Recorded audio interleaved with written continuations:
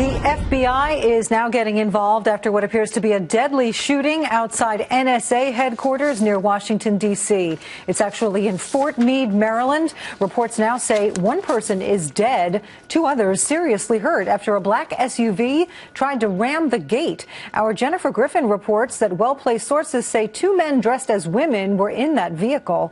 Tom Fitzgerald from our Fox station WTTG joins us now live from the scene with the very latest for us. Hi, Tom. What can you tell us?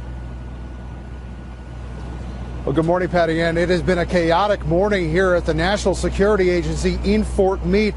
Now, as you know, this facility is literally the heartbeat of the United States' intelligence operations around the world. And this morning at one of the gates, local reports here from law enforcement say two men in a Ford Escape tried to ram through a barrier as people were arriving for work this morning. Now, local law enforcement sources tell us that those two men were dressed as women and that a local law enforcement officer here with NSA police intervened. Shots were fired. On all, three people were transported to the hospital, a 20-year-old man, a 44-year-old man, and from news chopper footage that we have obtained, a law enforcement officer who was here on the scene.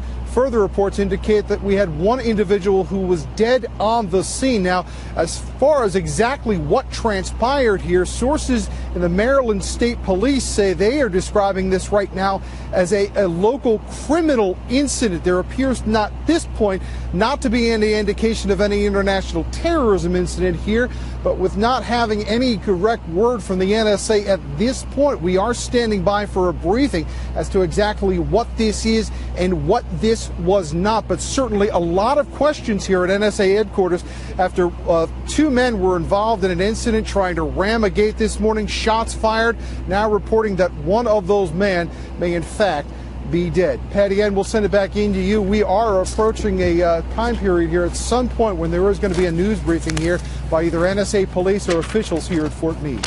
Yeah, we look forward to hearing that. Tom, what more can you tell us? You say that that the dead person was one of the two men in the van. That's confirmed?